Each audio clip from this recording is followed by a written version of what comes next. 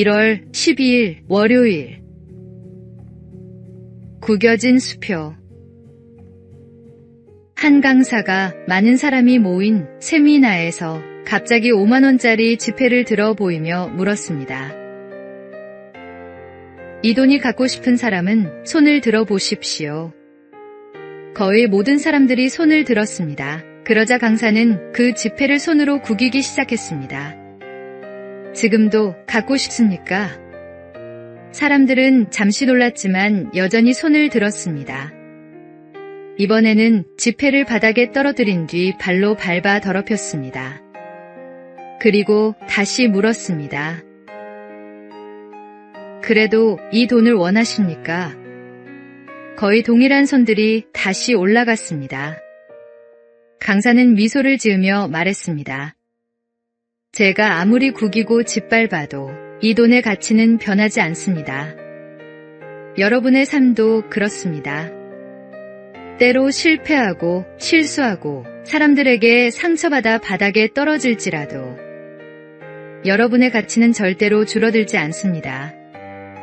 우리 역시 인생 속에서 여러 번 넘어지고 깨어질 때가 있습니다. 그러나 하나님은 단 한 번도 우리를 포기하거나 가치 없는 존재로 보신 적이 없습니다. 우리가 어떤 상황에 있든 하나님은 말씀하십니다. 너는 내 것이라. 사람이 평가하는 기준이 아니라 하나님이 부여하신 가치가 우리의 진짜 모습입니다. 그러므로 어떤 모습의 나라도 귀하게 여기고 다시 일어나야 합니다. 오늘의 말씀. 너는 내 눈에 보배롭고 존귀하며 내가 너를 사랑하였은즉. 오늘의 만나. 하나님 안에서 당신의 가치는 결코 변하지 않습니다. 어떤 상황에서도 자신을 귀하게 여기십시오.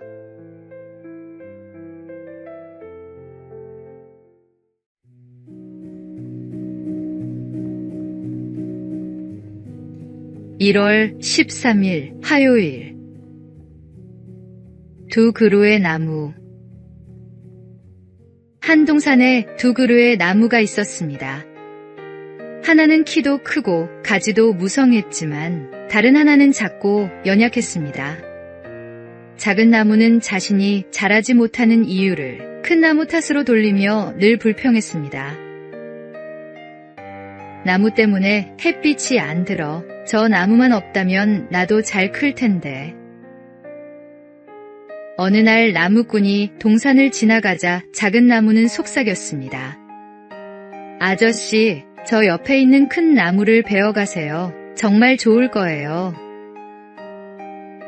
나무꾼은 그 말에 큰 나무를 베어갔고 작은 나무는 기뻐했습니다. 그러나 기쁨은 오래가지 않았습니다.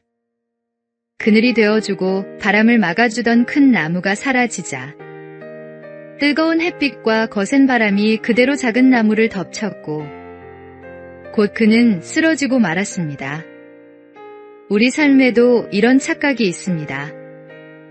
누군가의 존재가 부담스럽게 느껴질 때가 있지만 알고 보면 그 사람이 우리를 보호하는 바람막이였다는 사실을 나중에서야 깨닫습니다. 예수님은 우리의 연약함을 아시는 분이며 곁에서 지켜주는 든든한 큰 나무와 같은 분입니다. 그분이 계시기에 우리는 쓰러지지 않고 그늘 아래서 다시 힘을 얻습니다. 오늘의 말씀. 여호와가 너를 항상 인도하여 메마른 곳에서도 내 영혼을 만족하게 하며 내 뼈를 견고하게 하리니. 오늘의 만나.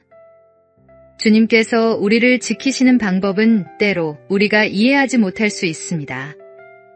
그러나 그분은 가장 좋은 방법으로 우리를 보호하십니다.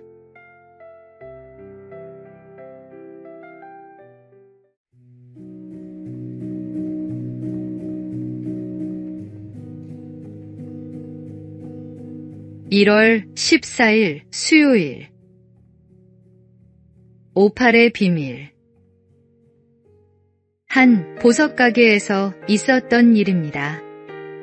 손님 한 사람이 진열된 보석을 둘러보다가 한 보석을 가리키며 의아해했습니다. 겉보기엔 별로 특별해 보이지 않는데 왜 이렇게 비싼가요? 가게 주인은 대답 대신 그 보석을 조심스레 두 손에 담아 따뜻하게 감싸 쥐었습니다. 잠시 후 손을 펼치자 그 보석에서는 무지갯빛이 은은하게 퍼져나왔습니다. 그러고는 조용히 설명했습니다. 오팔은 따뜻함을 만나야 비로소 그 아름다움을 드러내는 보석입니다. 우리 주변에도 이와 같은 사람들이 있습니다.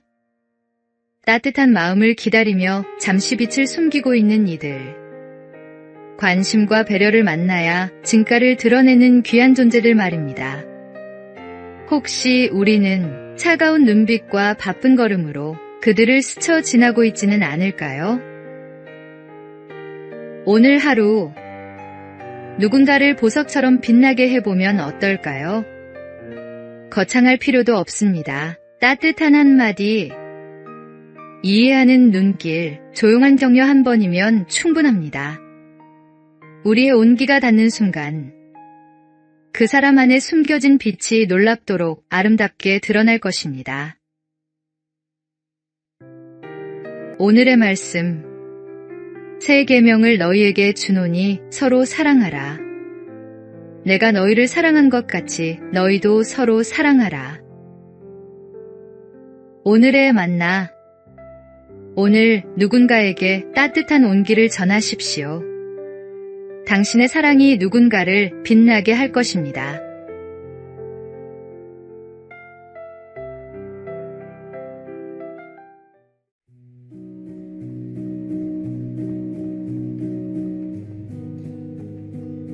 (1월 15일) 목요일. 검소함의 힘. 독일 제국의 초대 재상 비스마르크는 철혈재상이라는 강한 이미지를 갖고 있었지만 삶은 놀라울 만큼 검소한 사람이었습니다. 그는 자연을 사랑하여 세계 곳곳에서 나무를 모아 정원에 심었고 하나하나 이름표를 달아 가꾸었습니다. 그가 살던 저택도 호화로운 궁전이 아니라 낡은 병원을 수리한 집이었습니다. 침실에는 나무 침대와 대야, 체조 도구와 저울이 전부였고 권력자에게 어울릴 법한 장식품은 찾아보기 어려웠습니다. 사람은 왜 겉을 화려하게 꾸미는데 마음을 빼앗길까요? 가진 것이 많아질수록 소유가 삶을 지배하기 쉽고 겉모습이 중심을 흔들기도 합니다. 하지만 비스마르크는 검소함을 통해 마음을 지키고 맡은 자리에서 더 큰 일을 감당했습니다. 개인도 검소함 없이 위대해질 수 없고 나라와 공동체도 절제가 없이는 건강해질 수 없습니다. 새해를 맞이하여 우리 역시 외면을 꾸미는 것에 집중하기보다 내면을 가꾸는 길을 선택해야 합니다. 불필요한 것을 줄이면 해야 할 일과 지켜야 할 가치가 분명해집니다. 오늘의 말씀. 그러므로 형제들아, 내가 하나님의 모든 자비하심으로 너희를 권하노니 너희 몸을 하나님이 기뻐하시는 거룩한 산 제물로 드리라. 오늘의 만나. 검소함은 단순히 적게 쓰는 것이 아니라 진정으로 중요한 것에 집중하는 지혜입니다.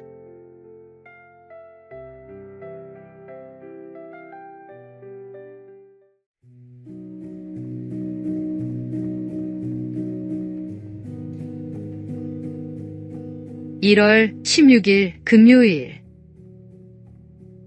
익숙함을 놓아라. 심리학에는 고착 상태라는 용어가 있습니다.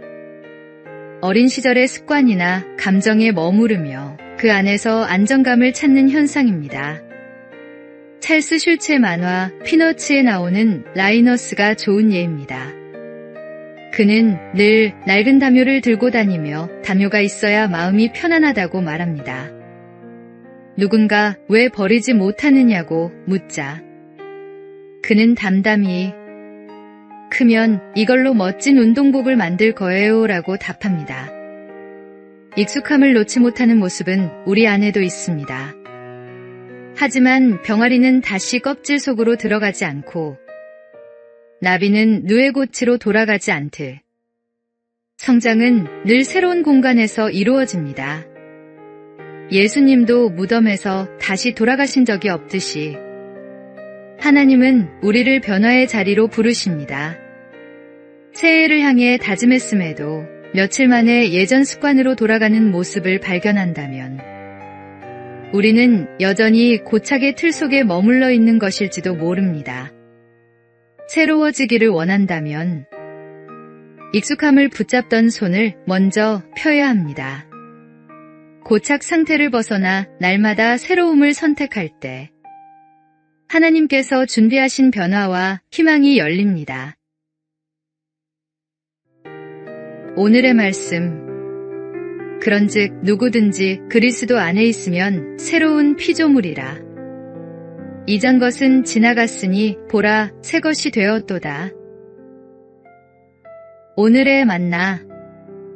익숙한 옛것을 내려놓고 하나님께서 주시는 새로움을 받아들이십시오. 진정한 변화는 거기서 시작됩니다.